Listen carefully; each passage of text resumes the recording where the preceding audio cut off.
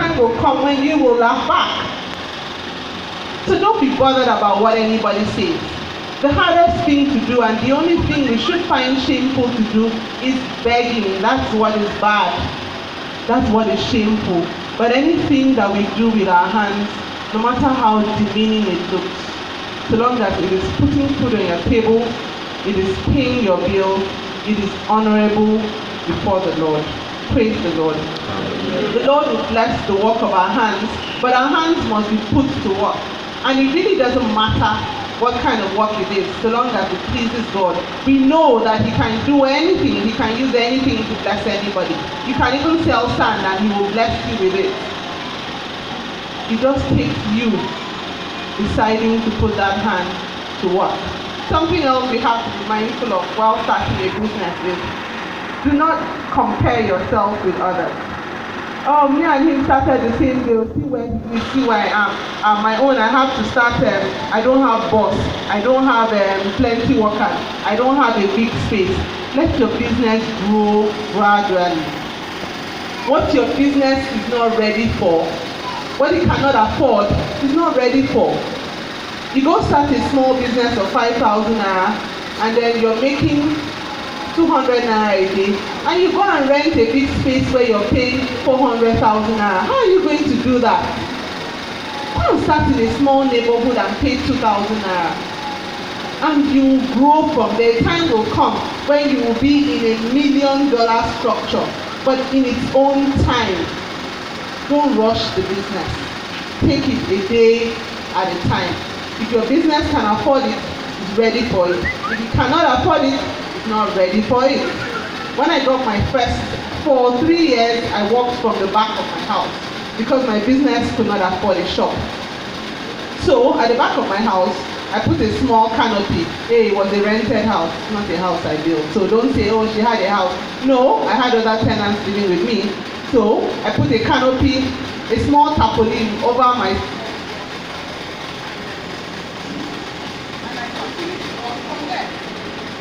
until the business was able to raise enough money to rent a shop where we're paying 6,000 naira every month. I wanted a place on a high street, in a big place, inside ShopRite, all those kind of places we dream of, but the business could not afford it. So I went to a small neighborhood inside Aguda, one small street off somewhere, and got a small shop that was within my budget. Now you need to understand your reality. Your reality is where you are. Right now, you run a business, your business cannot afford much. Please keep your tastes down. Do something your business can afford. When the time comes that it has grown to a level where it can, you will get all those things. When you're building a business, you have to cut your expenses. Let me go back to my 500 naira story where you make 150 naira. You tell yourself, this 500 naira is my seed. I cannot eat my seed. So this 500 naira is going back to the market. But it has to go back to the market with something. You can send it back to the market with 50 naira on it. Now, what do you do with the 100 naira? The 100 naira that you have there, put it aside. In that 100 naira, you can decide to feed on 50 naira. And put the other 50 naira aside for your future, for the expansion of the business. It is when that 50 naira has grown enough to pay an additional staff before you should go out and get one. If that extra 50 naira you kept aside cannot pay a staff, cannot get a shop, cannot pay the excesses you want on your business, then your business is not ready for it. Be your first staff. Start a business that you can do yourself. I've seen people who take the little they have and they go rent a space and I don't know how to make hair, then I'll go and start a hair salon. I'll rent a space and employ 10 hairdressers. The day they don't come to work, what do? I fold up. Or if the day they decide they want to come and mess up my customer's hair, all I can say is, sorry madam, sorry, I can't repair it. Do a business you can do. Start in that little shop. Be the hairdresser. You're the one, you're doing all. Yes, when I started, I was driver, producer, marketer, sales girl. I'm still a lot of all those things right now because I can't afford more. And I'm not ashamed to be it. You start in that little place. You do those things all by yourself until the 50 naira you have put aside is enough to add somebody else to you. You're not going to bring somebody in and not pay the person. Make sure that by the time you bring somebody in, you have at least 6 months pay in your savings account. 6 months of what you can pay that person. Then you bring somebody else in and your business continues to grow.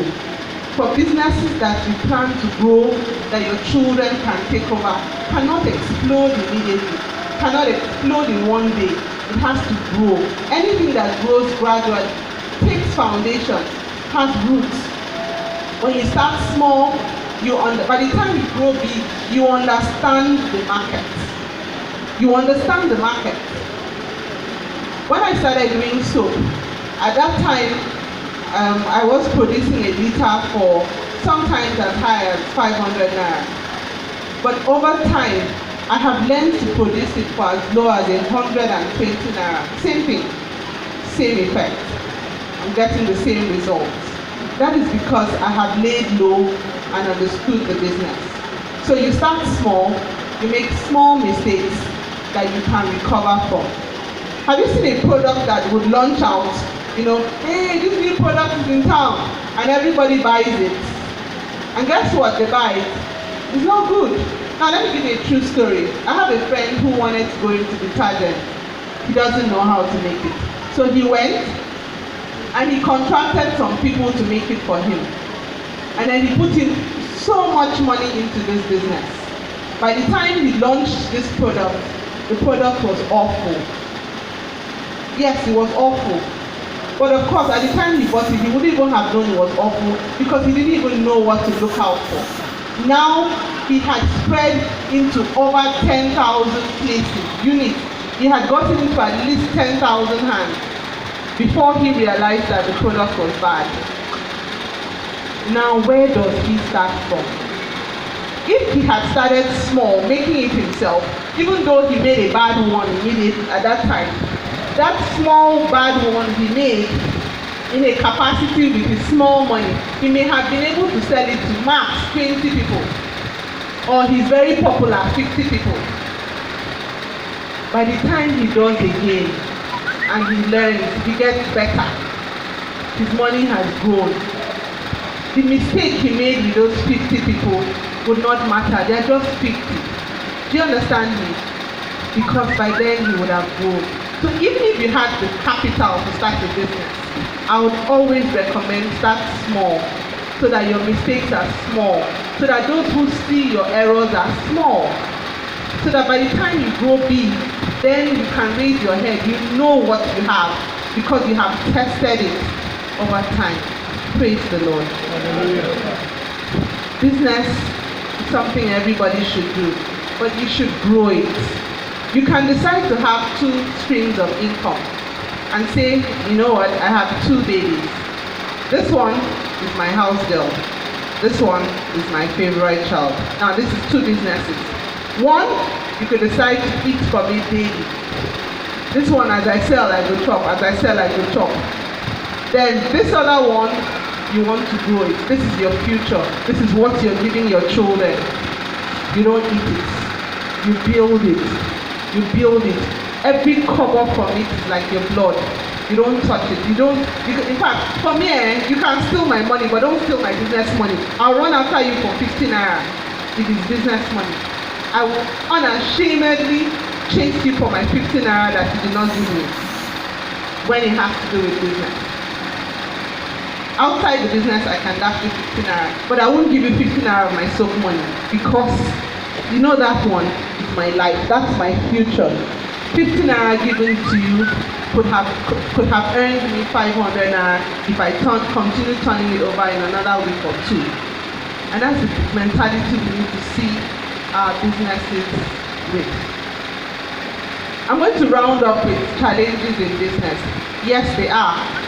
Oh yes, the Nigerian business terrain is very harsh. That's not to scare you. Greater is he that is in us than he that is in the world. So you can surmount it. You just take it a day at a time.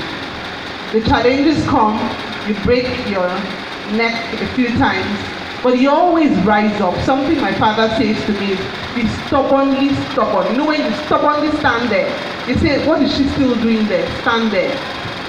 Someday it will go. Some people may pass your shop for days, for weeks, for years. They don't ever branch. But guess what? Someday somebody will say, this person is still here. If it's still here, it means make I go see waiting they happen there. Somebody will come. So do not be discouraged. I opened up 1 week, 2 weeks, 1 month, nobody came, I wasn't selling. Don't worry. Those that are not coming are watching. They are watching to see if you're serious. They are watching to see if you're here to stay. Business has to be consistent. You don't start a business today and it didn't work, let me leave it. Today I was selling bread, it doesn't work, let me leave bread. Then make I go try, they say now popcorn the rain now, make I go try popcorn. Try popcorn, and this popcorn, now only 10 naira, I beg, I want to do chin chin. Business is consistent. There are people who will call you up, people you met 3, 4, 5, 6, 7, 8, 9, 10 years ago who will call you up and say, are you still doing this thing? And that's when your breakthrough comes. Stay there. It may look like you're not doing much, but stay there. And someday, God on your side, your breakthrough will come. I see majority of us here are women. Yes, it can be challenging for a woman. You'd say, oh, but I have children to look after, how will I do this? I have a home to run, how will I do this? I have to do school run, I have to cook for my husband, I beg. You can't do it. You can do it. You can't do it. I run a business. I have 4 children. Yes, I have 4. I don't have a house help. I don't keep any. I don't have a driver. It's possible. It is possible. Just do whatever you can do to do it. You can say, well, I'm not as healthy. Well, everybody has their small health challenges here and there. I mean, I take BP medication for almost 7 years. Doesn't mean I can't do it. You can do it. Whatever your story is, you can do it if you decide that it is what you want to do. Business, in closing, I'll just say that business is deliberate. You don't just do it because you want to just try. You do it because you want to do it. And because you want to do it, you stay doing it no matter what happens. And certainly because the Bible has said that He will bless the work of our hands. That He, behold a man that is diligent in his work, he will stand before kings and not mere men. Keep doing it. Be diligent. Someday the Lord will lead us before kings. Praise the Lord.